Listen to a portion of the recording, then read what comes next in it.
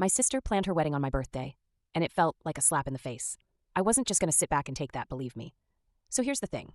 All my life, I've been in my sister's shadow. You know how that goes, right? Perfect grades, always the favorite in the family.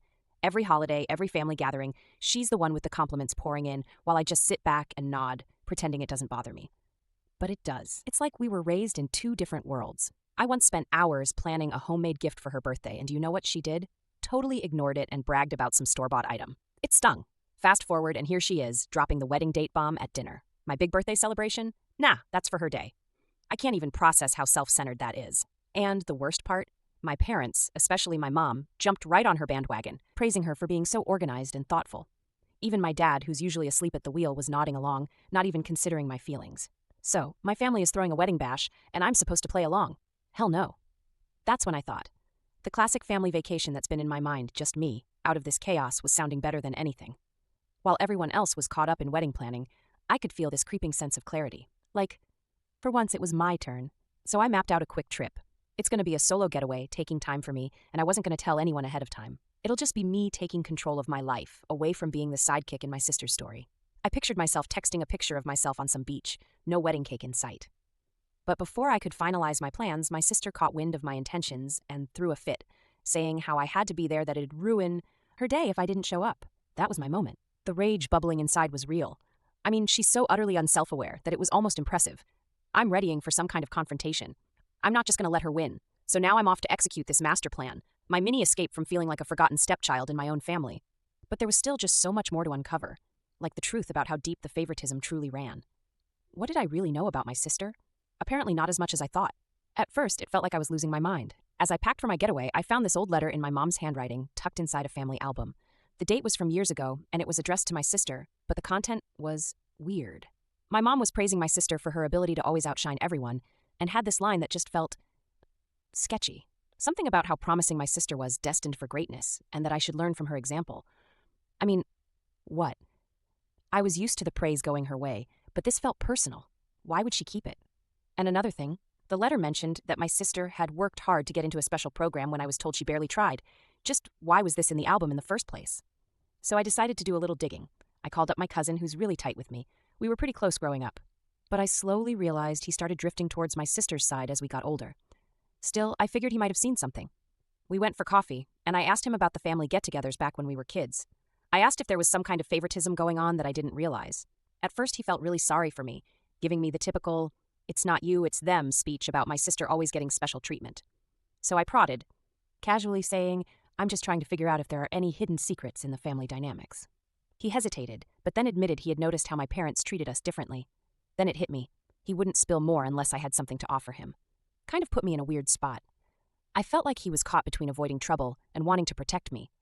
It wasn't just revenge I wanted anymore. It was clarity. Then I thought maybe I could reach out to my sister's best friend. After all, they spent so much time together, surely she'd know some internal drama. But when I asked her, she just sort of laughed and brushed the question off, telling me that I was overthinking everything. But the way she said it felt strange, like she was playing me somehow. But then I remembered. They had once been so close. They used to share everything. Why the sudden silence? Maybe I should have dug deeper with her. I was beginning to feel like I was grasping at straws, but I refused to give up. Seeing my parents rally around my sister lit a fire in me. Something was going on beneath the surface. Then, boom, the shocker hit me. I overheard my parents talking late at night. I was tossing and turning in my room when their voices drifted in through the hallway. They were arguing about my sister's wedding. Surprise, surprise. But they also dropped a bomb about how my sister greenlit a tactic where she could present herself as the real family favorite in a recent gathering by playing dumb about my own life. I couldn't make out all the details, but I caught enough to realize that my sister had been actively trying to turn them against me, painting me as the reckless black sheep who hadn't accomplished nearly as much as her. I sat up straight in bed, heart racing. This wasn't just rivalry. This was calculated manipulation. I had to confront her as soon as this wedding nonsense was over, but now I was on a whole new level of alert. All these connections began to fit painfully well, but how to deal with this was still beyond me. After catching wind of my sister's little scheme, I knew I had to step it up. So I started reaching out to other family members, seeing where their loyalties lay. I called my aunt on the phone under the guise of checking in. At first, she was supportive, telling me how she's always seen my potential. But the second I started to prod about my sister's supposed greatness, she played it off, saying I was just feeling insecure and needed to focus on myself. It was frustrating. I lost my footing with her, and now it felt like I was losing allies left and right. The frustration was real. I wasn't just looking for approval anymore. I was after the truth. The risk of having my sister fully realize I was onto her made me more cautious. A few days later, I stumbled across an old videotape while cleaning out the closet. It was of Christmas years ago when we were kids. I remembered that it ended with my sister receiving this ridiculous gift every single time she outdid me in school. Always the biggest highlight. But there was something else too, my parents' praise. Watching them fawn over her while I was trying to show off my own art project hit hard. But what stood out was a moment where my sister kept swiping her gifts out of my hands, almost a precursor to how things are now. And what did that tell me? My parents had a real pattern. They'd been lifting her up while I was shunned to the side even then. It wasn't just that I was the black sheep. It was rooted deeper, like a manipulated puppet. Just why didn't I see this sooner? Okay, now I was fuming. This was spiraling out of control. So I decided the dinner before my sister's wedding was the perfect time to lay this all out. Everyone would be together, and tensions would be high enough. I didn't even want to wait for the wedding to prove my sister's duplicity. I put together a short speech, detailing how I felt overlooked and disrespected. I'm sure I caught my parents by surprise in the kitchen while ironically putting together food, but I just called it like it was. But just as I was about to lay it out for my family, my sister flicked on her charm. She casually made fun of my speech, laughing it off in front of everyone. And of course, my parents fell for it. I could feel the eyes of the family shifting toward her, like she had them all mesmerized, and boom, my little plan fell apart. Now I was stuck, and I didn't know how to win them back. The shockwaves from her laughter hit hard. It didn't feel like a setback. It felt like a step into a void. I had to rethink everything if I was going to take control of this situation again. It was finally time to drop the veil. After everything that had unfolded, I wasn't just going to keep letting my sister walk all over me. So I decided that the day before her wedding was the perfect moment to unveil all my cards. I figured everyone would be gathered together for the last-minute stuff, and tensions would be flaring. I started creating a plan while I was making dinner for my family. Took my time chopping veggies, trying to play it cool, but inside, I was buzzing. As soon as dinner wrapped up and everyone settled in the living room, it felt like some classic sitcom episode where chaos just had to break loose. When the moment came, I stood there in front of my family, heart racing. I opened up about the letter I found, about how the praise in it reeked of favoritism even then. I was ready to pull the rug out, show them all that I wasn't just this jealous loser looking for attention. But of course, my sister had been prepared. I hadn't even gotten a few words in before she laughed, calling me dramatic.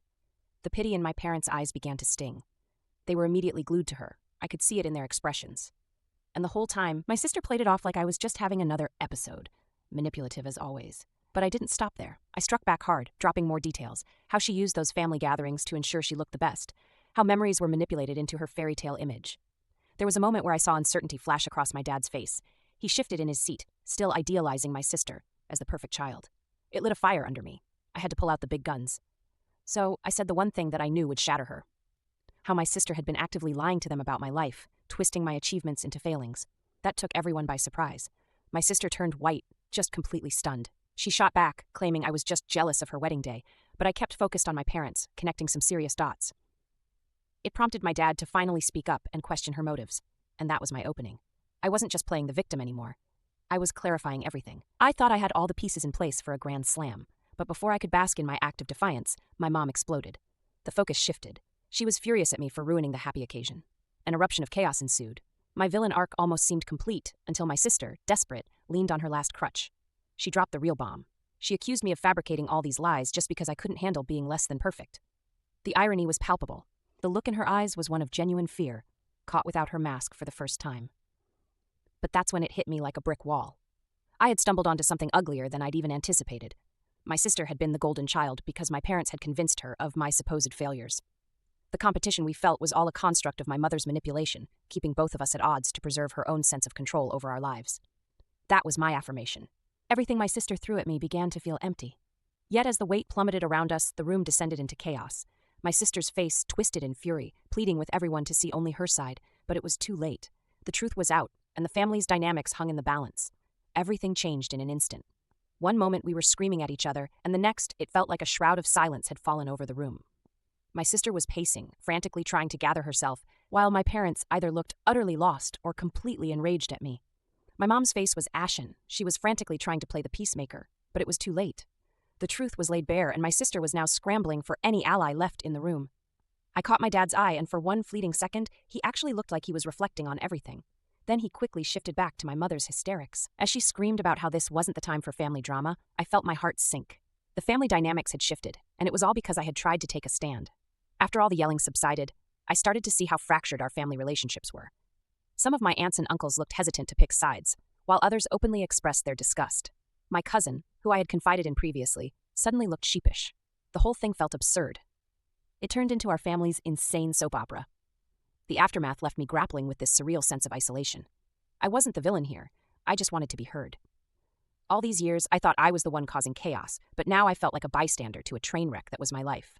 The worst part, I had successfully dragged my sister down, but I knew that now our relationship would never be the same. As I sat in my room later, away from the chaos, I started reflecting on what had transpired. Did I win? Sure, I laid out everything that had been festering, but now I was left with the emotional wreckage. I'd finally stood up for myself after being sidelined for so long, but what did it actually get me? I'd lost the fragile bond I had with my parents in just minutes. Amazingly, it felt liberating but also bleak, like I had opened a Pandora's box I wasn't ready for. My sister, once beloved and praised, was now a ghost in my life. And what were my parents now? I could no longer tell if they were convinced of my worth or if I was just a nuisance casting shadows on their perfect daughter. But as the dust settled, I couldn't shake the feeling that more was at stake. Why did our mother need to maintain this dichotomy so fiercely? I had opened a floodgate, yet felt more questions brewing than answers. I was starting to recognize not just my sister's contradictory facade, but also the pervasive influence of our mother's machinations. The web wasn't just about sibling rivalry. It was a complex maze of manipulation that left me both apprehensive and contemplative about what was really eating at the heart of our family dynamic. Who were we really without the roles she'd forced upon us? I realized I had a long way to go in understanding the family I'd grown up in, and whether I would ever truly escape the labels I was handed.